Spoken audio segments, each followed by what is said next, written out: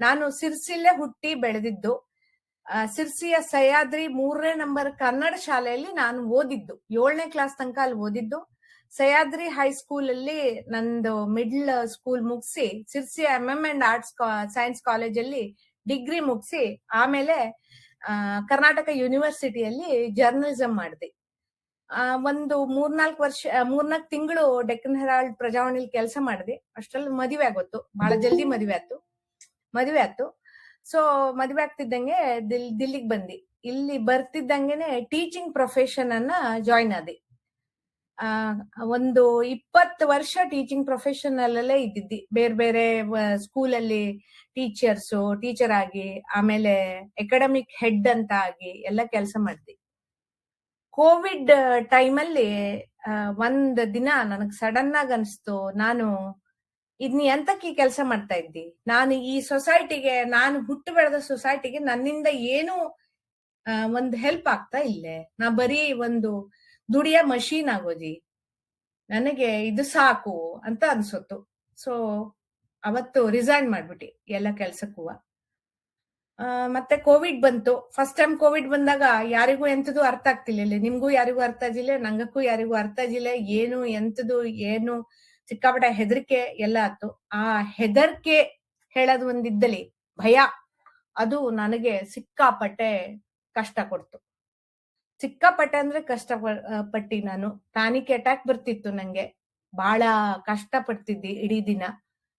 So ಅವಾಗ ನನ್ನ ಮಗಳು, ಅಮ್ಮ ನಿನಗೆ ಕೌನ್ಸಿಲಿಂಗ್ ಇಂದು ಜರೂರತ್ತಿದ್ದು, ನೀ ಕೌನ್ಸಿಲಿಂಗ್ ತಗೊಳ್ಳೇಬೇಕು, ನಿನಗೆ ನಾವ್ ಯಾರು ಹೆಲ್ಪ್ ಆಗ್ತಾ ಇಲ್ಲ, ನೀನು ಸರಿಯಾದ ಕೌನ್ಸಿಲರ್ ಹತ್ರ ಹೋಗು ಅಂತ ಒಂದು ಗೈಡ್ ಮಾಡ್ತು. ಸೊ ನಾನು ಒಂದ್ ಕೌನ್ಸಿಲರ್ ಹತ್ರ ಟ್ರೀಟ್ಮೆಂಟ್ ಸೆಷನ್ಸ್ ತಗೊಂಡಿ. ಕಮ್ಸೆ ಕಮ್ ಒಂದು 7-8 ಸೆಷನ್ ಅದು ತಗೊಂಡಿ. ಅದು ನನಗೆ ಎಷ್ಟು ಹೆಲ್ಪ್ ಆಯ್ತು ಅಂದ್ರೆ, ನಾನು ಆ over thinking, panic attack, sadness, stress, ಅದು ಎಲ್ಲದ್ರಿಂದ ಒಂದು ಹೊರಗ್ ಬರಲೆ ನಂಗೆ ಬಹಳ ಹೆಲ್ಪ್ ಆಯ್ತು. ಅದನ್ನ ಹೆಂಗ್ ಹೊರಗ್ ಬರೋದು, ಅದು ನನಗೆ ಐ ಓಪನರ್. ಬೇಸಿಕಲಿ ಹೇಳೋದಾದ್ರೆ ನನ್ನ ಮಗಳು ನನಗೆ ಪುಷ್ ಮಾಡಿದ್ದು ಈ ಪ್ರೊಫೆಷನ್ ಅಲ್ಲಿ ಬರಲೆ. ಸೊ ಆಗ ನಾನು ಸೈಕಾಲಜಿ ಓದಲು ಶುರು ಮಾಡಿದೆ. ಬೇರೆ ಬೇರೆ ಸರ್ಟಿಫಿಕೇಟ್ ಅನ್ನ ಕೆಲಸ ಮಾಡಿದೆ. ಹಂಗೂ ನಾನು ಕೌನ್ಸಿಲಿಂಗ್ ಅಲ್ಲಿ ಬಹಳ ಚಲೋ ಇದ್ದಿದ್ದಿ. ಸರ್ಟಿಫಿಕೇಟ್ ಎಲ್ಲ ಕೆಲಸ ಶುರು ಮಾಡಿ ಸೈಕೋಥೆರಪಿ ಹೇಳೋದನ್ನ ನಾನು ಸ್ಟಡಿ ಮಾಡಿದೆ. ಈಗ ನಿಮ್ಗೆ ಸೈಕೋಥೆರಪಿ ಅಂದ್ರೆ ನಂಗ ಸೈಕಿಯಾಟ್ರಿಸ್ಟ್ ಅಲ್ಲ, ನಂಗ ಸೈಕಾಲಜಿಸ್ಟ್ ಅಲ್ಲ, ಬಹಳ ಡಿಫ್ರೆನ್ಸ್. ಸೈಕೋಥೆರಪಿಸ್ಟ್ ನಾವು ಯಾರಿಗೂ ಮೆಡಿಸಿನ್ ಅನ್ನ ಬರೆದು ಕೊಡಲ್ ಬರ್ತಿಲ್ಲ, ಯಾಕಂದ್ರೆ ನಾವಂಗ ಡಾಕ್ಟರ್ ಅಲ್ಲ. ಆದ್ರೆ ನಾವು ನಮ್ಮ ಮಾತಿನಿಂದ, ನಮ್ಮ ಒಂದು ಕೈಂಡ್ನೆಸ್ ಇಂದ, ನಮ್ಮ ಒಂದು ಟ್ರಸ್ಟ್ ಇಂದ, ನಮ್ಮ ಒಂದು ಫೀಲಿಂಗ್ಸ್ ಅನ್ನ, ನಮ್ಮ ಒಂದು ಎಂಪತಿಯಿಂದ ನಂಗ ಜನರಿಗೆ ಹತ್ರ ಹೋಗ್ತೆ. ಜನರು ನಂಗಳ ಹತ್ರ ಬಂದು ತಮ್ಮ ಕಷ್ಟವನ್ನು ಹೇಳ್ಕೊಂಡ್ರೆ ಅವ್ರನ್ನ ಯಾವುದೇ ಜಡ್ಜ್ ಮಾಡ್ದೇನೆ ನಂಗ ಅವಕ್ಕೆ ಹೆಲ್ಪ್ ಮಾಡಲು ಟ್ರೈ ಮಾಡ್ತೀಯ. ಯಾರಿಗೆ ಈ ತೊಂದರೆಗಳು ಇದ್ರೆ, ಏನೇ ತೊಂದರೆಗಳಿದ್ರು ನಂಗಳ ಹತ್ರ ಬಂದು ಡಿಸ್ಕಸ್ ಮಾಡಿದ್ರೆ, ನನ್ನ ಹತ್ರ ಬಂದು ನನ್ನಿಂದ ಆದ ಒಂದು ಸಜೆಷನ್ ವಿತೌಟ್ ಜಡ್ಜ್ಮೆಂಟ್. ಸಾರಿ, ನಾ ಸ್ವಲ್ಪ ಇಂಗ್ಲಿಷ್ ವರ್ಡ್ಸ್ ಯೂಸ್ ಮಾಡಕ್ ಆಗ್ತೋ, ನಂದಷ್ಟು ಚಲೋ ಇಲ್ಲ ಕನ್ನಡ. ಅದನ್ನ ನಂಗ ಕೊಡ್ತೀಯ. ನಂಗ ಮೆಡಿಸಿನ್ ಎಂತದ್ದು ನನಗೆ ಹೇಳೋದ್ ಗೊತ್ತಿದ್ದು, ಆದ್ರೆ ನಂಗ ಕೊಡಲ್ ಬರ್ತಿಲ್ಲ, ಯಾಕಂದ್ರೆ ನಂಗಕ್ಕ ಅಥಾರಿಟಿ ಇಲ್ಲ. ಅದಕ್ಕಾಗಿ ಸೊ ನಾನು psychotherapist, counsellor, mental wellness coach, NLP practitioner ಅಂತ ಹೇಳಿ ನನ್ನನ್ನ ಗುರುಸ್ಕತ್ತಿ. NLP ಪ್ರಾಕ್ಟೀಷನರ್ ಅಂತಂದ್ರೆ ಕೆಲವು ಸಲ ನಮ್ಗೇನೋ ಇಶ್ಯೂಸ್ ಆಗಿರ್ತು. ನೀವು ಪ್ರತಿ ಸಲ ನಾವು ಡಾಕ್ಟರ್ ಹತ್ರ ಹೋದಂಗೆ ನೀವು ಸೈಕಾಲಜಿಸ್ಟ್ ಹತ್ರ, ಸೈಕ್ಯಾಟ್ರಿಸ್ಟ್ ಹತ್ರ ಹೋಗಲೆ, ಅಯ್ಯೋ ಯಾಕಪ್ಪ ಹೋಗೋದು, ಇದೇನಪ್ಪ ಬೇಡ, ಇದು ಇರ್ಲಿ ಬಿಡು, ನಂಗ ಹಂಗನೆ ಅನುಭವಿಸೋಣ ಅಂತ ಮಾಡ್ತೀವಿ. ಅವಾಗ ಈ NLP ಹೇಳೋ ಒಂದು ಕೆಲವೊಂದು ಟೆಕ್ನಿಕ್ಸ್ ಇರ್ತು. ಅದನ್ನ ನಮಗ್ ನಾವೇ ಉಪಚಾರ ಮಾಡ್ಕೊಂಡು ನಾವು ಅದರಿಂದ ಹೊರಗೆ ಬರಲು ಟ್ರೈ ಮಾಡ್ಬೇಕು. ಅವಾಗ್ಲೂ ಆಗದೆ ಹೋದ್ರೆ ಅವಾಗ ಕೌನ್ಸಿಲರ್ ಇದ್ದ. ಇದು ನಂದೊಂದು ಸ್ಮಾಲ್ ಪರಿಚಯ. ಇವತ್ತಿನ ಟಾಪಿಕ್ ನಂದು ಮಾನಸಿಕ ಆರೋಗ್ಯ, ಅರ್ಥಪೂರ್ಣ ಜೀವನ ಪದ್ಧತಿಗೆ ಒಂದು ಪರಿಪೂರ್ಣ ಮುನ್ನಡಿ ಅಂತ. ಸೊ ನಿಮ್ಗೆ ಆಕ್ಚುಲಿ ನಾನು ಇದನ್ನ ಇಂಟರಾಕ್ಟಿವ್ ಸೆಷನ್ ಮಾಡಿದ್ದಿ. ಇದು ನಂದ್ ಮಾತು ಮುಗಿದಾದ್ಮೇಲೆ ನಿಂಗಕ್ಕೆ ಏನಾದ್ರೂ ಒಂದು ಕ್ವಶನ್ಸ್ ಏನಾದ್ರು ಇದ್ರು ದಯವಿಟ್ಟು ನನಗೆ ಕೇಳಿ. ನನಗದು ಖುಷಿ ಆಗ್ತು. ನಾನು ನನ್ನ ಕೈಯಿಂದ ಅದಕ್ಕೆ ಉತ್ತರ ಕೊಡ ಅಂತ ಟ್ರೈ ಮಾಡ್ತೀನಿ. ಸೊ ಮಾನಸಿಕ ಜಂಜಾಟ ಅಂದ್ರೆ ಎಂತದು? ನಮ್ಗೆಲ್ಲರಿಗೂ ಸಾಕಾಗ್ತು, ನಿಂಗಕ್ಕೂ ಸಾಕಾಗ್ತು, ನನಗೂ ಸಾಕಾಗ್ತು. 24 ತಾಸಲ್ಲಿ ಸ್ಪೆಸಿಫಿಕಲಿ ಮಹಿಳೆಯರಂತೂ ಸಿಕ್ಕಾಪಟ್ಟೆ ಮನೇಲಿ ಕೆಲಸ ಮಾಡ್ತ್ರಿ, ಗಂಡಸರಿಗೆ ಆಫೀಸಲ್ಲಿ ಕೆಲಸ ಅದೆಲ್ಲ ಇತ್ತು. ಅವಾಗ ನಮ್ಗೆ ಊಟ ಮತ್ತೆ ನಿದ್ದೆ ಇದೇ ಎರಡು ನಮ್ಗೆ ಔಷಧಿ ಆಗ್ತು. ನಮಗೆ ಫಿಸಿಕಲಿ ದೈಹಿಕವಾಗಿ ಹುಷಾರಿಲ್ದೆ ಹೋದ್ರೆ ಯೂಶ್ವಲಿ ನಾವು ತಕ್ಷಣ ಡಾಕ್ಟರ್ ಹತ್ರ ಹೋಗಾಕ್ತು. ಎಲ್ಲರೂ ಹೋಗ್ತ್ರಿ. ಸೊ ಎಲ್ಲರೂ ಸಿರ್ಸಿ, ಸಿದ್ದಾಪುರ, ಸಾಗರ, ಕುಮಟಾ ಇಲ್ಲಿಯವರಲ್ದ ಡಾಕ್ಟರ್ ಹತ್ರ ಡೆಫಿನೆಟ್ಲಿ ಹೋಗ್ತ್ರಿ. 1-2 ದಿನ ಮನೆ ಮದ್ದು ಮಾಡ್ತ್ರಿ, ಅದು ಹುಷಾರಾಗಿರ್ಲಿಲ್ಲ ಅಂದ್ರೆ ಮೊದ್ಲು ಹೋಗಿ ಡಾಕ್ಟರ್ ಹತ್ರ ಕೇಳ್ತ್ರಿ, ಔಷಧ ತಗತ್ರಿ, ಸರಿಯಾಗಿ ಔಷಧ ತಗತ್ರಿ. ಅದಕ್ಕೆ ಟೈಮ್ ವೇಸ್ಟ್ ಮಾಡ್ತಿಲ್ಲ, ಕರೆಕ್ಟ್ ಆಗಿ ಅದಕ್ಕೆ ರೆಸ್ಟ್ ಮಾಡ್ತ್ರಿ ಅಲ್ದ. ಹಿಂಗ ಎಲ್ಲರೂ ರೆಸ್ಟ್ ಮಾಡ್ತ್ರಿ, ನಿದ್ದೆ ಮಾಡ್ತ್ರಿ. ಸೊ ನಿದ್ದೆ ಮತ್ತೆ ರೆಸ್ಟು ಇದು ನಮ್ಗೆ ನೆಕ್ಸ್ಟ್ ಡೇ ಬೆಳಿಗ್ಗೆ ಎದ್ಕೊಂಡ ಮಾರನೇ ದಿನಕ್ಕೆ ನಂಗೆ ಒಳ್ಳೆ ಎನರ್ಜಿ ಕೊಡ್ತು. ಆದ್ರೆ ಮನಸ್ಸಿಗೆ ಏನಾರು ಆದ್ರೆ ಎಂತ ಮಾಡೋದು? ಮನಸ್ಸಿಗೆ ದಣಿವು ಆಗ್ತೆ ಹೇಳಿ ನೀವು ಕೇಳಕ್ಕು. ಹೌದು, ಮನಸ್ಸಿಗೆ ಎಲ್ಲಕ್ಕಿಂತ ಜಾಸ್ತಿ ದಣಿವಾಗ್ತು. ಸೊ ಆದ್ರೆ ನಾವಂಗ ಯಾರುನು ಅದನ್ನ ಸೀರಿಯಸ್ ಆಗಿ ತಗತ್ವಿಲ್ಲ. ನಿಂಗ ಯಾರತ್ರ ಹೇಳ್ಕೊಳಲ್ ಹೋದ್ರು ಅಯ್ಯ ಅದೆಂತ ಮಹಾ ದೊಡ್ಡದು, ಅದಕ್ಕೆ ಯಾಕೆ ಅಷ್ಟು ಯೋಚನೆ ಮಾಡ್ತೀಯಾ, ಆಗ್ತೇ ಬರೋ ಆರಾಮಾಗ್ತು, ಅದ್ರಲ್ಲಿ ಯಾಕೆ ಅಷ್ಟೊಂದು ಯೋಚನೆ ಮಾಡ್ತೆ, ಏನು ತೊಂದ್ರೆ ಇಲ್ಲ ನಿಂಗೆ, ಸ್ವಲ್ಪ ಬಿಡು ಅದ್ನೆಲ್ಲವ. ಇದೇ ನಿಂಗಕ್ಕೆ ಯೂಶ್ವಲಿ ನಾವು ಎಲ್ಲರೂ ಇದೇ ಒಂದು ಸಜೆಷನ್ ಅನ್ನ ಕೊಟ್ಟಾಗ್ತು. ಕರೆಕ್ಟಾ? ಹೌದಲ್ದ? ಸೊ ಆ ಟೈಮಲ್ಲಿ ಕರೆಕ್ಟ್ ಇದ್ದು ನೋಡಿ ಹೌದು. ಸೊ ಈಗ ನಾವು ಎಲ್ಲರೂ ಬಹಳ ಕಾಂಪಿಟೇಟಿವ್ ಜಗತ್ತು, ಒಬ್ರಿಗೊಬ್ರು ಪ್ರತಿ ಒಂದ್ರಲ್ಲೂ ಇದು ಬೇಕು ಅದು ಬೇಕು ಹೇಳೋದು, ಅವ್ರಕ್ಕಿಂತ ನಾವು ಜಾಸ್ತಿ ಆಗೋ ಹೇಳೋದು, ನಮಗಿದ್ದಿದ್ದ ಸಾಕಾಗಿಲ್ಲ ಹೇಳೋದು, ಅದ್ರ ಬಗ್ಗೆ ನಾವು ತುಂಬಾ ಕೆಲಸ ಮಾಡಲು ಟ್ರೈ ಮಾಡೋದು, ಅದಾಗದೆ ಹೋದ್ರೆ ಬೇಜಾರ್ ಮಾಡ್ಕೊಳ್ಳೋದು. ಗಂಡಸರಿಗೆ ಅಗೇನು ಸ್ಟ್ರೆಸ್ಸು, ಬೆಂಗಳೂರು, ದಿಲ್ಲಿ, ಮುಂಬೈ, ಸಿರ್ಸಿಯಲ್ಲೇ ದುಡಿತಾ ಎಷ್ಟು ದುಡಿದ್ರೂ ಸಾಕಾಗ್ತಿಲ್ಲ, ಫೈನಾನ್ಷಿಯಲ್ ಇಲ್ಲೇ ಇಮೋಷನಲಿ ಬಹಳ ಕಷ್ಟ ಆಗ್ತಾ ಇದ್ದು. ಈ ಏನ್ ಮಾಡ್ತಾ ಈ ಸಾಫ್ಟ್ವೇರ್ ನಾವು ಕಂತೂ ನಿತ್ಯ ಒಂದೊಂದು ಟಾರ್ಗೆಟ್, ಈ ಟಾರ್ಗೆಟ್ ನೀವು ಇವತ್ ಕಂಪ್ಲೀಟ್ ಮಾಡಿ, ಇವತ್ ಇಷ್ಟೊತ್ತಿಗೆ ಕೆಲಸ ಮಾಡ್ಲೇಬೇಕು, ಇದು ಮಾಡದೆ ಹೋದ್ರೆ ನಿಂಗಕ್ಕೆ ನಾವು ಯಾವುದೇ ಒಂದು ಇನ್ಸೆಂಟಿವ್ ಕೊಡ್ತಿಲ್ಲ. ಇದೆಲ್ಲ ಕೇಳ್ತಾ 17 ತಾಸು 18 ತಾಸು ಪ್ರತಿ ಒಬ್ರು ಕೆಲಸ ಮಾಡ್ತಾ ಮೆಂಟಲಿ ಎಲ್ಲರೂ ಸ್ಟ್ರೆಸ್ ಆಗ್ತಾ. ಕೆಲವರು ಈ ಮೆಂಟಲ್ ಸ್ಟ್ರೆಸ್ ಆಗಂತದ್ ನಮ್ದು ಏನು ಇದಿದ್ದಲ್ಲಿ ಒಂದ್ ಕೆಪಾಸಿಟಿ ಇದ್ದು ಸ್ಟ್ರೆಸ್ ಆಗೋದು, ಅದರಿಂದ ಜಲ್ದಿ ಹೊರಗೆ ಬರ್ತಾ. ಪ್ರತಿಯೊಬ್ಬರಲ್ಲೂ ಬ್ಯಾರೆ ಬೇರೆಯವರಿಗೆ ಬ್ಯಾರೆ ಬೇರೆ ತರದ್ದ ಒಂದು ಕೆಪಾಸಿಟಿ ಇರ್ತು, ಅದ್ರ ಮೇಲೆ ಹೊರಗೆ ಬರ್ತಾ. ಕೆಲವರಿಗೆ ನಿದ್ದೆ ಮಾಡೋದ್ರಿಂದ ಆರಾಮಾಗ್ತು, ಕೆಲವರಿಗೆ ಪಿಕ್ಚರ್ ನೋಡೋದ್ರಿಂದ, ಕೆಲವರಿಗೆ ಸೋಷಿಯಲ್ ಮೀಡಿಯಾದಲ್ಲಿ ನೋಡೋದ್ರಿಂದ. ಹಂಗಂತ ನಾ ಸೋಷಿಯಲ್ ಮೀಡಿಯಾ ಬಹಳ ಚಲೋ ಅಂತ ಯಾವತ್ತೂ ಹೇಳ್ತಿಲ್ಲ. Okay, so ಆಗ್ತು. ಸೊ ಅದನ್ನೆಲ್ಲ ಹೊರಗೆ ಬರಲ್ಲ ಟ್ರೈ ಮಾಡ್ತಾ. ಆದರೆ ನಮಗೆ ಎಲ್ಲರಿಗೂ ಸ್ಟ್ರೆಸ್ ಆಗೇ ಆಗ್ತು, ಪ್ರತಿ ಒಬ್ರಿಗೂ ಆಗ್ತು. ಅದೇ ತರ ಮಕ್ಕಳಿಗೆ ನಮ್ಗಿಂತ ಜಾಸ್ತಿ ಸ್ಟ್ರೆಸ್ ತಂದೆ ತಾಯಿದಿಂದ, ಟೀಚರಿಂದ, ಸ್ಕೂಲಿಂದ. ತಂದೆ ತಾಯಿಯರು ನೀನ್ ಅಷ್ಟು ಮಾರ್ಕ್ಸ್ ತೆಗಿ, ಇಷ್ಟು ಮಾರ್ಕ್ಸ್ ತೆಗಿ ಅಂತ ಪುಷ್ ಮಾಡ್ತಾ ಸ್ಟ್ರೆಸ್ಸು ಸ್ಟ್ರೆಸ್ಸು ಸ್ಟ್ರೆಸ್ಸು ಸ್ಟ್ರೆಸ್ಸು. ಈಗಿನ ಕಾಲ ನೀವು ಯಾರೇ ಮಕ್ಕಳನ್ನಾಗ ನೀವು ಮಾತಾಡಲ್ ಹೋದ್ರೆ, ನೀನು ಸಿಂಪಲ್ ಹೆಂಗಿದ್ಯಪ್ಪ ಅಂತ ಕೇಳಿದ್ರೆ ಸಿಕ್ಕಾಪಟ್ಟೆ ಸ್ಟ್ರೆಸ್ ಇದ್ದು ಆಂಟಿ. ಅವಕ್ಕೆ ಆ ಸ್ಟ್ರೆಸ್ಸಿನ ಅರ್ಥ ಏನು ಹೇಳೋದೇ ಗೊತ್ತಾಗ್ತಿಲ್ಲ, ಬಟ್ ಆ ಸ್ಟ್ರೆಸ್ ಹೇಳೋ ವರ್ಡ್ ಅನ್ನ ಅವರು ಆ ತರ ಕಲ್ತಿಗಿದ. ಸೊ ಇದು ಒಂಥರ ಅದೇ ತರ ನೀವು ಹೆಂಗಸರಿಗೆ ನಮ್ಗೆಲ್ಲರಿಗೂ ಸ್ಟ್ರೆಸ್. ಗಂಡ ದುಡ್ದಿದ್ದನ್ನೀಗ ಸರಿ ಕೆಲಸ ಮಾಡ್ಕೊಂಡು ಯೂಸ್ ಮಾಡ್ಕೊಳ್ಳವು, ಮನೇಲಿ ಎಲ್ಲ ಕೆಲಸ ಮಾಡವು, ಕೊಟ್ಟಿಗೆ, ಮನೆ, ಅಡಿಗೆ ಪ್ರತಿ ಒಂದನ್ನು ಮಾಡವು, ಪ್ರತಿ ಒಂದನ್ನು ಕೇರ್ ತಗೊಳವು. ಇದಿಷ್ಟು ಬಿಟ್ಟು ಗಂಡನ್ನ ಮಕ್ಕಳನ್ನ ಎಲ್ಲ ನೋಡ್ಕೊಳ್ಳವು. ನಿಮಗೂ ಮನಸ್ಸಿನ ದಣಿವಾಗ್ತು. ಪ್ರತಿ ಒಬ್ರುನು ತನಗೆ ಮನಸ್ಸಿನ ದಣಿವು ಆಜು, ಮನಸ್ಸಿಗ ದಣಿವು ದೈಹಿಕ ಆರೋಗ್ಯಕ್ಕಿಂತ ಮತ್ತು ಮುಖ್ಯ ಹೇಳೋದನ್ನ ಅರ್ಥ ಮಾಡ್ಕೊಳ್ಳೋದು ಬಹಳ ಇಂಪಾರ್ಟೆಂಟ್.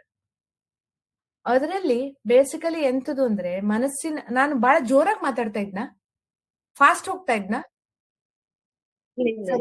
ಅಲ್ಲ? ಓಕೆ. ಸೊ ನಂಗನ್ಸ್ತು ನಾ ಸ್ವಲ್ಪ ಫಾಸ್ಟ್ ಆಗಿ ಮಾತಾಡ್ತಾ ಇದ್ನ ಹೇಳಿ ಹಿಂಗ್ ಒಂದ್ ಫೀಲಿಂಗ್ ಬಂತ, ಅದಕ್ಕೆ ಕೇಳಿದೆ. ಸೊ ಮಾನಸಿಕ ಆರೋಗ್ಯದ ಜೊತೆಗೆ ದೈಹಿಕ ಆರೋಗ್ಯದ ಜೊತೆಗೆ ನಾವು ಮಾನಸಿಕ ಆರೋಗ್ಯವನ್ನು ಕೇರ್ ತಗೊಂಡ್ರೆ, ಮೆಂಟಲ್ ಹೆಲ್ತ್ ನ ಕೇರ್ ತಗೊಂಡ್ರೆ ನಾವು ಮತ್ತು ಸುಖದ ಜೀವನವನ್ನ ನಾವು ನಡೆಸ್ಲಕ್ಕು. ಬೇಸಿಕಲಿ ಮೆಂಟಲ್ ಹೆಲ್ತ್ ಏನಿದ್ದಲ್ಲಿ ಅದು ದೈಹಿಕ ಆರೋಗ್ಯಕ್ಕಿಂತನೂ 1 ಸ್ಟೆಪ್ ಹೆಚ್ಚು. ಫಸ್ಟ್ ನಾವ್ ಯಾರು ಅದನ್ನ ಕೇರ್ ಇವತ್ತಿನ ತನಕ ತಗಂಜ್ವಿಲ್ಲ. ಮೋಸ್ಟ್ ಪ್ರಾಬ್ಲಿ ಇಷ್ಟು ವರ್ಷದಿಂದ ಇನ್ಕ್ಲೂಡಿಂಗ್ ಮೀ, ನನ್ನಿಂದನೂ ಯಾರು ಮನಸ್ಸಿಗೆ ಪ್ರಾಬ್ಲಮ್ ಆಗಿ ಏನಾರು ಅಂದ್ರೆ ನಾವೆಂತ ಹೇಳ್ತದ್ದಾಗ್ತಿತ್ತು, ಓ ಅವ್ನ್ ಡಿಪ್ರೆಷನ್ ಆಗೋದು. ನಾನು ರಿಕ್ವೆಸ್ಟ್ ಮಾಡ್ಕತ್ತಿ, ಡಿಪ್ರೆಷನ್ ಹೇಳೋ ವರ್ಡ್ ಅನ್ನ ಬಹಳ ಕೇರ್ಫುಲ್ ಆಗಿ ಯೂಸ್ ಮಾಡಿ. ಡಿಪ್ರೆಷನ್ ಎಲ್ಲರಿಗೂ ಆಗ್ತಿಲ್ಲ. ಡಿಪ್ರೆಷನ್ ಹೇಳೋ ವರ್ಡ್ ಅನ್ನ ನಾವು ಯೂಸ್ ಮಾಡಕ್ಕಿಂತ ಮುಂಚೆ ನಾವು ಬಹಳ ಯೋಚನೆ ಮಾಡವು. ನಾ ದೇವರಲ್ಲಿ ಕೇಳ್ಕತ್ತಿ, ಯಾರಿಗೂ ಡಿಪ್ರೆಷನ್ ಆಗದ್ ಬೇಡ.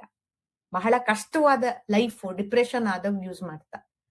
ಸೊ ನಾವು ಇನ್ ಮೇಲಿಂದವ ಮುಂದೆ ನಮ್ ಲೈಫಲ್ಲಿ ಈ ತರ ಏನಾದ್ರು ಕೇಳಿದ್ರೆ ದಯವಿಟ್ಟು ನಾವ್ ಇದೇ ಹೇಳವು, ಇಲ್ಲಪ್ಪ ಹಂಗೆಲ್ಲ ಇಲ್ಲೇ ಅವ ದುಃಖಿ ಇದ್ದ, ಅವ್ನ್ ದುಃಖ ಇದ್ದು, ಅವ್ನ್ ಸ್ಯಾಡ್ ಇದ್ದ, ಅವ್ನ್ ಮನ್ಸಿಗ್ ಬೇಜಾರಾಜು, ಅದ್ರ ಬಗ್ಗೆ ನಾವು ಹಿಂಗ್ ಮಾತಾಡೋದ್ ಬೇಡ. ಡಿಪ್ರೆಷನ್ ಅಲ್ಲ.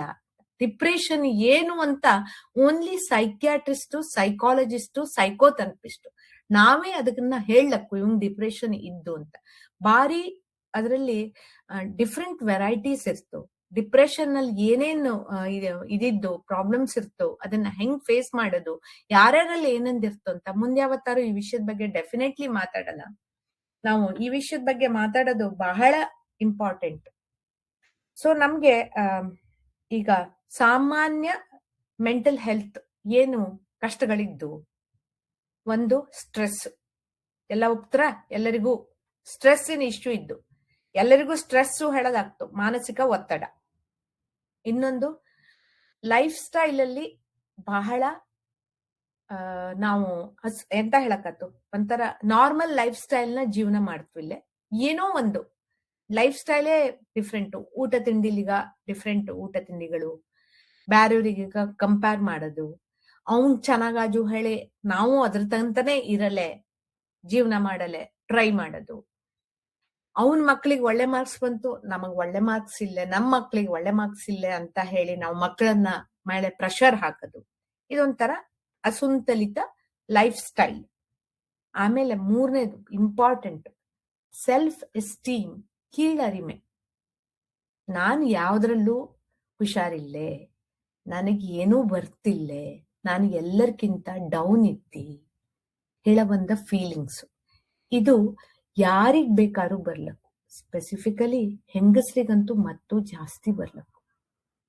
ಯಾವಾಗ್ಲೂ ಕಂಪೇರ್ ಮಾಡ್ತಾ. ಆಕ್ಚುಲಿ ಹೆಂಗಸ್ರದ್ದು ಹೆಂಗೆ ಪರಿಸ್ಥಿತಿ ಅಂದ್ರೆ ಇವನ್ ಗಂಡಸ್ರು, ಮನೆಯ ಗಂಡಸ್ರು ಈ ತರ ಒಂದು ಕಂಪ್ಲೇಂಟ್ ಮಾಡ್ತಾ. ಸಾರಿ, ನಾ ಯಾವ ಗಂಡಸ್ರನ್ನು ಇಲ್ಲಿ ಬ್ಲೇಮ್ ಮಾಡ್ತಾ ಇಲ್ಲ, ಬಟ್ ಇದು ಫ್ಯಾಕ್ಟ್, ಆಕ್ಚುಲ್ ಟ್ರುತ್ ಇಂಡಿಯಾದಲ್ಲಿ ಆಗ್ತಾ ಇದ್ದು ಅಟ್ ಪ್ರೆಸೆಂಟ್. ಸೊ ಹಂಗಾಗಿ ಇದು ಒಂದು ಕೀಳರಿಮೆ. ಮತ್ತೆ ಸೆಲ್ಫ್ ರಿಸ್ಪೆಕ್ಟ್ ಅಂದ್ರೆ ನಮಗ್ ನಾವು ರಿಸ್ಪೆಕ್ಟ್ ಕೊಡದೇ ಇರೋದು. ಯಾವುದೇ ಕೆಲಸವನ್ನು ಮಾಡಿದಾಗ್ಲೆ ಎಂತದು ಮಾಡಿದಾಗ್ಲು ನಮಗ್ ನಾವು ರಿಸ್ಪೆಕ್ಟೇ ಕೊಡದೇ ಇರೋದು. ಇರ್ಲಿ ಬಿಡು, ಅವ್ ಹಂಗ ಹೇಳದ್ನಲ್ಲಿ ಅದು ಓಕೆ, ಅದ್ರಲ್ಲಿ ಎಂತದ್ದು, ಸೆಲ್ಫ್ ರಿಸ್ಪೆಕ್ಟ್ ಬೇಕಾ ನಂಗೆ, ಯಾಕಾಗ್ಬೇಕು ಹೇಳೋ ಒಂದು ಯೋಚನೆ. ಇದು ಆಕ್ಚುಲಿ ಲಾಂಗ್ ಡ್ಯೂರೇಷನ್ ಅಲ್ಲಿ ಬೇರೆ ಬೇರೆ ಮಾನಸಿಕ ಸಮಸ್ಯೆಗಳಿಗೆ ಕಾರಣ ಆಗ್ತು. ಇದು ರಿಸರ್ಚ್ ಹೇಳ್ತು. ಈ ರಿಸರ್ಚ್ ಇದ್ರ ಬಗ್ಗೆ ಮಾಡಿದಾಗ ರಿಸರ್ಚು ಇದನ್ನ ಹೇಳ್ತು. ಹಂಗಾಗಿ ನಾವು ಆ ಸಂದರ್ಭದಲ್ಲಿ ನಮ್ಮನ್ನ ನಾವು ಕಾಪಾಡ್ಕೊಳ್ಳಲು ಮಾನಸಿಕ ಆರೋಗ್ಯದ ಕುರಿತು ಸರಿಯಾದ ಸಮರ್ಪಕ ತಿಳುವಳಿಕೆ ಇಟ್ಕೊಳ್ಳೋದು. ನಮಗೇನಾದ್ರೂ ಪ್ರಾಬ್ಲಮ್ ಆದ್ರೆ ನಮಗ್ ಪ್ರಾಬ್ಲಮ್ ಆಜು ಅಂತ ನಾವು ಯಾರಾದ್ರೂ ಕೌನ್ಸಿಲರಿಗೋ ಯಾರಿಗಾದ್ರೂ ಹತ್ರನೂ ಹೇಳ್ಕೊಳ್ಳಲು ಹೋಗೋದು. ದಯವಿಟ್ಟು ಯಾರು ಮಾನಸಿಕ ಕೌನ್ಸಿಲರ್ ಹತ್ರ ಹೋಗಲೆ, ನಾವು ಹೋಗ್ತಿವಿಲ್ಲೇ, ನಾವು ಹೋಗೋದ್ರಿಂದ ಜನ ಎಂತ ಹೇಳ್ತಾ ಹೇಳ ಒಂದು ಥಿಂಕಿಂಗ್ ಇದ್ರೆ ದಯವಿಟ್ಟು ಅದನ್ನ ಬಿಟ್ಟು ಬಿಡಿ. ಹೆಂಗೆ ಫಿಸಿಕಲ್ ಪ್ರಾಬ್ಲಮ್ ಇರ್ತಾ ಹಂಗೆ ಮೆಂಟಲ್ ಹೆಲ್ತ್ ಪ್ರಾಬ್ಲಮ್ ಇತ್ತು.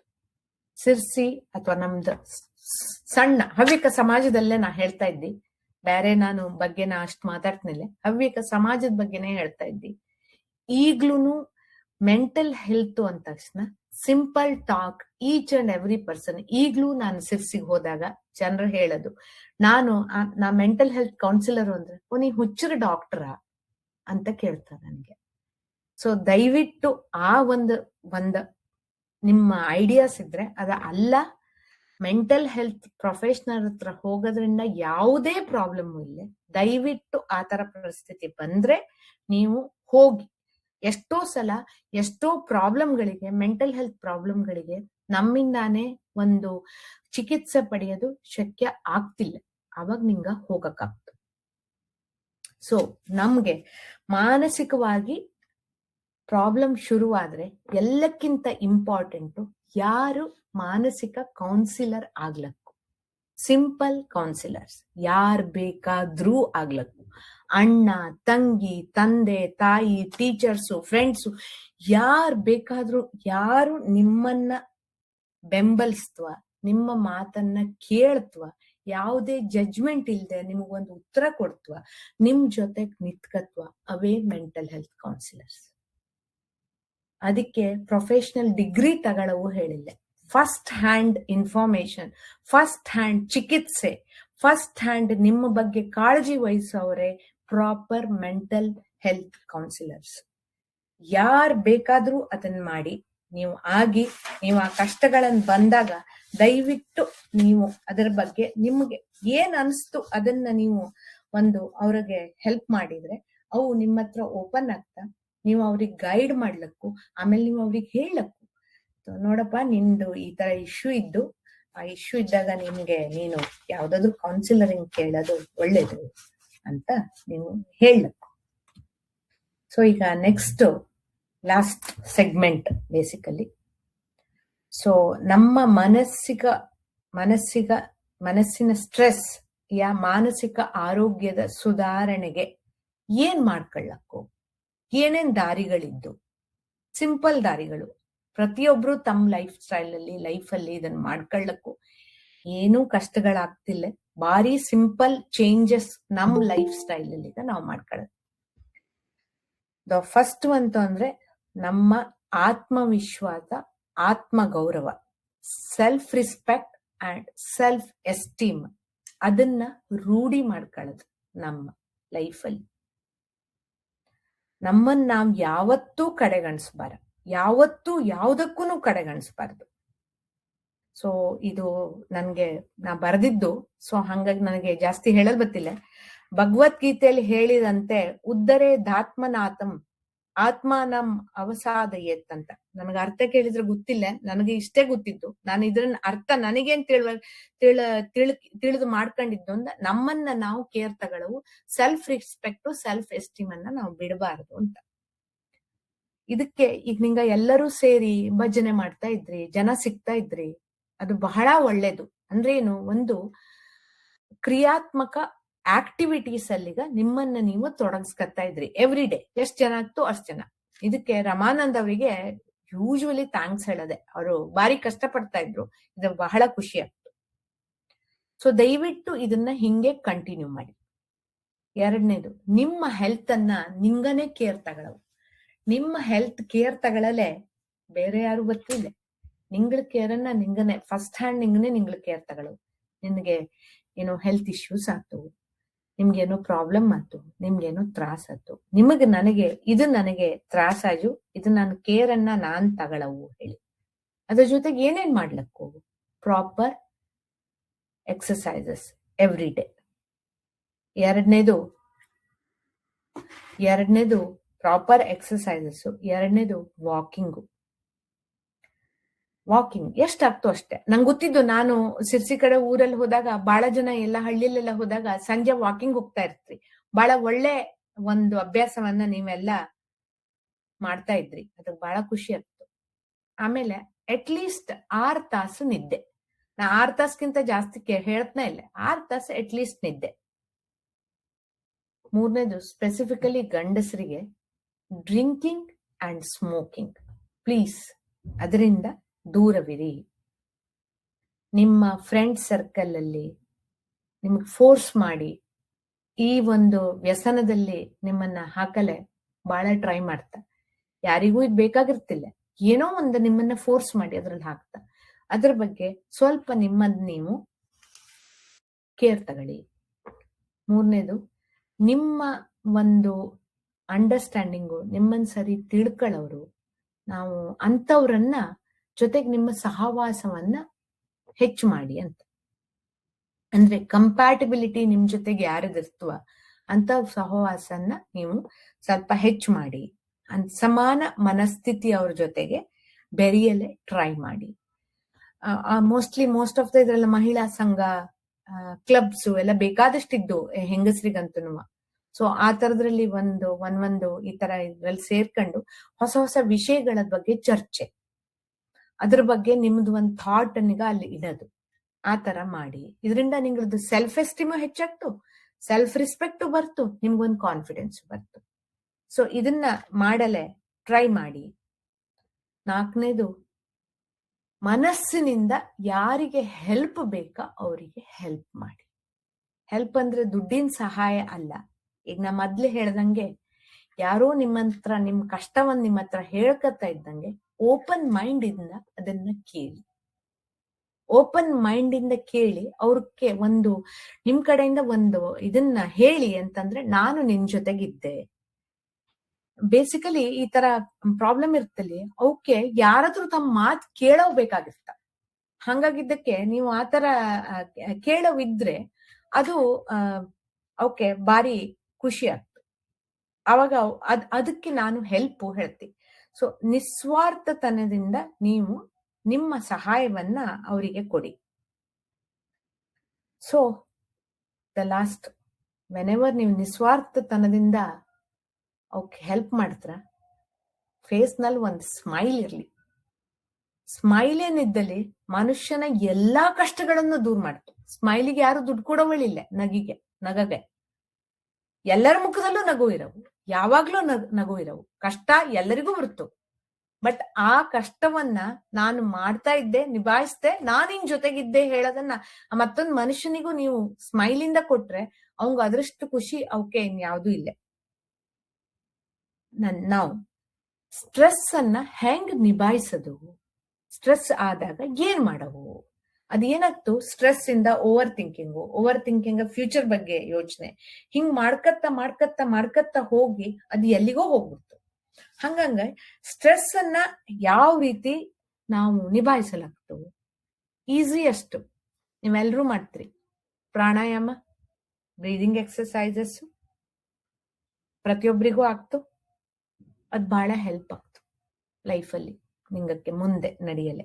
ಅದ್ ಬಿಟ್ಟು ನಿಂಗ ಬರವಣಿಗೆ ಮಾಡ್ತಾ ಇದ್ರೆ, ಜೊತೆ ನೀವು ಸಂಗೀತನಿಗೆ ಕಲಿತಾ ಇದ್ರಿ, ಅದನ್ನ ಶೇರ್ ಮಾಡ್ತೀರಿ. ಅದು ಬೇರೆ ಬೇರೆ ಕ್ರಿಯಾತ್ಮಕ ಚಟುವಟಿಕೆ ಎಲ್ಲಿಗ ನಿಮ್ಮನ್ನ ನೀವು ತೊಡಗಿಸ್ಕೊಂಡ್ರೆ ಮನಸ್ಸು ಹೆಲ್ದಿಯಾಗಿರ್ತು. ಬೈ ಚಾನ್ಸ್ ನಿಮ್ಗೆ ಏನೋ ಒಂದು ಸ್ಟ್ರೆಸ್ ಆದ್ರೂ ಈ ತರ ಒಂದು ಕಾರ್ಯಕ್ರಮದಲ್ಲಿ ನಿಮ್ಮನ್ನ ತೊಡಗಿಸ್ಕೊಳ್ಳೋದ್ರಿಂದ ನಿಮ್ಗದು ಬಹಳ ಹೆಲ್ಪ್ ಆಗ್ತು. ಆ ಒಂದು ಸ್ಟ್ರೆಸ್ ಹೇಳೋ ಒಂದು ಸ್ಟೇಜಿಗೆ ಹೋಗಕ್ಕಿಂತ ಮುಂಚೆನೆ ಇದೆಲ್ಲ ಮಾಡ್ಕೊಂಡ್ಬಿಟ್ರೆ, ಸ್ಟ್ರೆಸ್ ಆಗ್ತಾ ಇದ್ದು ಹೇಳ್ತಿದ್ದಂಗೆನೆ ಏನೋ ಒಂದು ಕ್ರಿಯಾತ್ಮಕ ಚಟುವಟಿಕೆಯಲ್ಲಿ ನಿಮ್ಮನ್ನ ತೊಡಸ್ಕೊಳ್ಳೋದು, ಯಾರ ಹತ್ರ ಮಾತಾಡೋದು, ಈ ತರ ಎಲ್ಲ ಮಾಡ್ಕೊಂಡ್ಬಿಟ್ರೆ ಸೊ ಅದು ನಿಮ್ಗೆ ಬಹಳ ಹೆಲ್ಪ್ ಆಗ್ತು. ನೀವು ಆ ಸ್ಟ್ರೆಸ್ ಲೆವೆಲ್ಗೆ ಹೈಯಲ್ಲಿ ಹೋಗೋದು ಜರುರತ್ ಇರ್ತಿಲ್ಲ. ಮುಂದೆ ಮತ್ತೊಂದು, ಪ್ರತಿಯೊಬ್ಬರ ಮನುಷ್ಯಂಗೂ ಡ್ರೀಮ್ ನಮಗಿರೋ ಕನಸು, ಏನೋ ಒಂದು ಸಾಧಿಸೋ ಒಂದು ಕನಸು, ಗೋಲ್, ಒಂದು ಗುರಿ, ಇದು ಬಹಳ ಬೇಕು. ಅದು ಇಂಪಾರ್ಟೆಂಟ್, ಎಲ್ಲರಿಗೂ ಬೇಕು.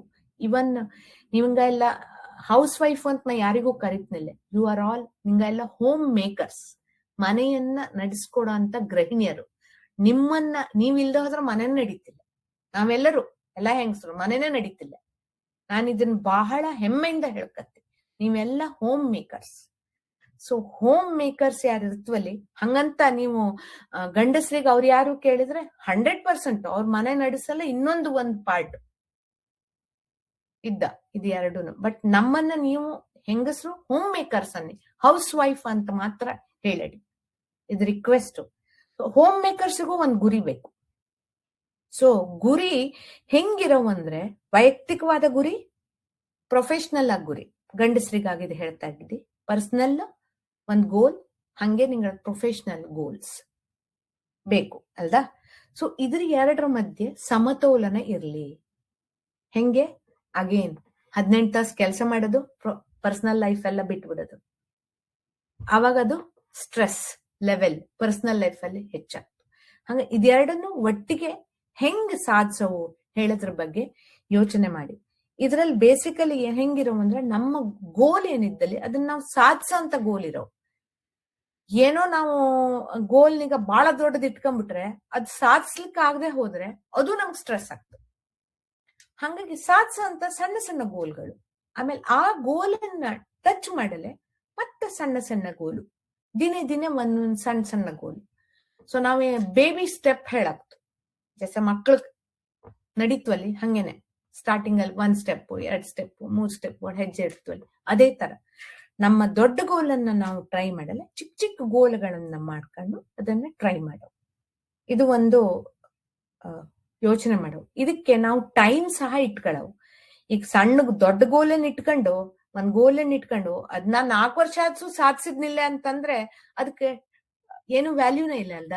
ಸೊ ಒಂದು ಟೈಮ್ ಇಟ್ಕೊಳ್ಳವು. ಟೈಮ್, ಇಷ್ಟು ಟೈಮ್ ಅಲ್ಲಿ ನಾನು ಈ ನನ್ ಗೋಲ್ ಇದ್ದಲ್ಲಿ ಇದನ್ನ ಸಾಧಿಸ್ತಿ, ಅದ್ರ ಸಲುವಾಗಿ ಈ ತರ ನಾನು ಸಣ್ಣ ಸಣ್ಣ ಒಂದ್ ಸ್ಟೆಪ್ಸ್ ಅನ್ನ ಇಡ್ತಿ ಅಂತ. ಇದು ಒಂದು ಇಂಪಾರ್ಟೆಂಟ್ ಸ್ಟೆಪ್ ಮೆಂಟಲ್ ಹೆಲ್ತ್ಗೆ ಹೆಲ್ಪ್ ಆಗ್ತದೆ. ಸೊ ನಾರ್ಮಲ್ ಒಂದೇ ತರದ ಲೈಫ್ ಸ್ಟೈಲ್ನಿಗ ಒಂದೇ ತರದ್ದು ಲೈಫ್ನಿಗ ನಡ್ಕೊಂಡು ಅದಕ್ಕೆ ನಾವು ಆ ಬದುಕಿಗೆ ಜೋತು ಬೀಳಲಾಗ. ಅಂದ್ರೆ ಎಂತದು, ಬೆಳಗ್ಗೆ ಹೇಳೋದು, ತಿಂಡಿ ಮಾಡೋದು, ಅಡಿಗೆ ಮಾಡೋದು, ಊಟ ಮಾಡೋದು, ಕೆಲ್ಸಕ್ಕೆ ಹೋಗೋದು, ವಾಪಸ್ ಬರೋದು, ಮಲ್ಗೋದು, ಹೇಳೋದು, ಇದಿಷ್ಟೇ. ಸೊ ಈ ತರ ಒಂದು ಗೋಲನ್ ಬಗ್ಗೆ ಇದ್ರಲ್ಲಿ ಸ್ವಲ್ಪ ಚೇಂಜಸ್ ಅನ್ನ ಮಾಡ್ಕೊಳ್ಳಿ. ಅದು ನಿಮ್ ಮೆಂಟಲ್ ಹೆಲ್ತ್ ನ ಚೆನ್ನಾಗಿಡಲೆ ಹೆಲ್ಪ್ ಆಗ್ತು.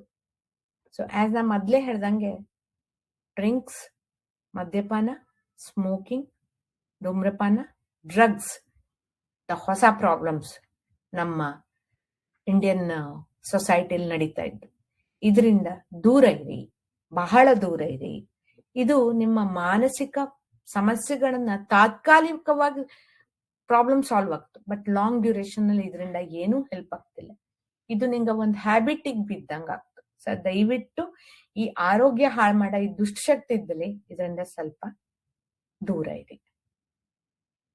ಕೊನೆಯದಾಗಿ, ಯಾವುದೇ ಸಮಸ್ಯೆಗಳಿದ್ದು, ಯಾವುದೇ ಪ್ರಾಬ್ಲಮ್ ಇದ್ದು ನಿಮ್ಮಿಂದ ಅದನ್ನ ಸಾಲ್ವ್ ಮಾಡ್ಕಲ್ಲ ಆಗಿಲ್ಲ, ನಿಮ್ಮ ಹತ್ತಿರದವ್ರ ಹತ್ರ ನೀವು ಶೇರ್ ಮಾಡಿದ್ರಿ, ಅವಾಗ್ಲೂ ನಿಮ್ ಪ್ರಾಬ್ಲಮ್ ಸಾಲ್ವ್ ಆಗಿಲ್ಲ, ಇನ್ನೂ ತ್ರಾಸ ಆಗ್ತಾನೆ ಇದ್ದು, ಹೆಚ್ಚು ಆಗ್ತಾನೆ ಇದ್ದು, ಅವಾಗ ದಯವಿಟ್ಟು ಪ್ರಾಪರ್ ಕೌನ್ಸಿಲರ್ ಹತ್ರ ಹೋಗಿ. ಇದು ನಂದ ರಿಕ್ವೆಸ್ಟ್ ನಿಮ್ಮೆಲ್ಲರಿಂದ. ನಾನು ನನ್ನ ನಂಬರು ಆಸ್ ಇಲ್ಲಿ ಈ ಗ್ರೂಪ್ ಅಲ್ಲಂತೂ ಇದ್ದು 24 ತಾಸು ಆನ್ ಇರ್ತು. ಎನಿ ಟೈಮ್ ನಿಂಗ ನಂಗೆ ಕಾಲ್ ಮಾಡ್ಲಕ್ಕು, ವಾಟ್ಸಪ್ ಅಲ್ಲಿ ಮೆಸೇಜ್ ಮಾಡ್ಲಕ್ಕು. ತಾನು ಇಂಥವಳು ಅಂತ ಹೇಳಿದ್ರೆ ನಾನು ನೆಕ್ಸ್ಟ್ ಯಾವಾಗ ನಾ ಫ್ರೀ ಇರ್ತನ ತಕ್ಷಣ ನಾನು ನಿಮ್ಗೆ ಕಾಲ್ ಮಾಡ್ತೀನಿ ಅಥವಾ ನಿಮಗ್ ಮೆಸೇಜ್ ಮಾಡ್ತೀನಿ. ನಿಮ್ ಕಷ್ಟವನ್ನ, ನಿಮ್ ಪ್ರಾಬ್ಲಮ್ಸ್ ಅನ್ನ ನನ್ನ ಹತ್ರ ಹೇಳ್ಕೊಳಕ್ಕೂ. ನಾನ್ ಪ್ರೊಫೆಷನಲ್ ಸೀಕ್ರೆಟ್ ಎಂತ ಅಂದ್ರೆ ನಾನು ಒಂದ್ ಅಕ್ಷರನು ಬೇರೆ ಯಾರ ಹತ್ರ ಡಿಸ್ಕಸ್ ಮಾಡ್ತಿಲ್ಲ. ನೀವು ನನ್ನ ಹತ್ರ ಏನ್ ಡಿಸ್ಕಸ್ ಮಾಡಿದ್ರ ಅದ್ ನನ್ನಲ್ಲೇ ಇರ್ತು. ನಾನು ಅದರಿಂದ ನನಗೆ ಏನ್ ಆಗ್ತಾ ಅದಕ್ಕೊಂದು ಆ ಸಮಸ್ಯೆಗಳಿಗೆ ಪರಿಹಾರ ಕೊಡಲೆ ಟ್ರೈ ಮಾಡ್ತೀನಿ. ನಿಮಗ್ ಬೇರೆ ಬೇರೆ ಟೆಕ್ನಿಕ್ಸ್ ಅನ್ನು ಹೇಳ್ಕೊಡ್ತೀನಿ. ಯಾವಾಗ ಬೇಕಾದ್ರೂ ನೀವು ಕೇಳಲಕ್ಕೂ, ನನಗೆ ಕಾಲ್ ಮಾಡ್ಲಕ್ಕೂ, ಮೆಸೇಜ್ ಮಾಡ್ಲಕ್ಕೂ, ಯಾವ್ದನ್ನು ಮಾಡ್ಕೊಳ್ಳಕ್ಕೂ. ಸೊ ಕೊನೆಯದಾಗಿ, ಮಾನಸಿಕ ಆರೋಗ್ಯ ಫಿಸಿಕಲ್ ಹೆಲ್ತ್ಗಿಂತನೂ ಬಹಳ ಇಂಪಾರ್ಟೆಂಟ್. ಎರಡು ಸೈಡ್ ಬೈ ಸೈಡೇ ಹೋಗ್ತು. ಬಟ್ ಮಾನಸಿಕ ಆರೋಗ್ಯ ನೀವು 50-50 ಹೇಳಿದ್ರೆ ನಾ ಮಾನಸಿಕ ಆರೋಗ್ಯಕ್ಕೆ 70% ಕೊಡ್ತೀವಿ, 30% ಫಿಸಿಕಲ್ ಹೆಲ್ತ್ ಕೊಡ್ತೀವಿ. ನಿಮ್ದು ಮಾನಸಿಕ ಆರೋಗ್ಯ ಸರಿಯಾಗಿದ್ರೆ ನೀವು ಫಿಸಿಕಲ್ ಹೆಲ್ತ್ ನಿಮ್ದು ಚೆನ್ನಾಗಿರುತ್ತೆ. ಹಾಗಾಗಿ ಎರಡನ್ನೂ ನೀವು ನಿಂಗಳ ಕೇರ್ ತಗೊಳ್ಳಿ. ನನಗೆ ಅವಕಾಶ ಮಾಡಿಕೊಟ್ಟ ರಮಾನಂದ್ ಅವರಿಗೆ ನಾನು ತುಂಬಾ ಥ್ಯಾಂಕ್ಸ್ ಹೇಳ್ತೀನಿ. ಹವ್ಯಕ ಸಂಕ್ರಾಂತಿಗೂ ನನ್ನ ಕಡೆಯಿಂದ ಥ್ಯಾಂಕ್ಸು. ನಿಂಗ ಎಲ್ಲರೂ ನನ್ನ ಬಗ್ಗೆ ನನ್ನ ಮಾತನ್ನ ಇಷ್ಟೊತ್ತಿಂದ ಕೇಳಿದ್ದಕ್ಕೆ ನಿಂಗಕ್ಕೂ ಎಲ್ಲ ಥ್ಯಾಂಕ್ಸು.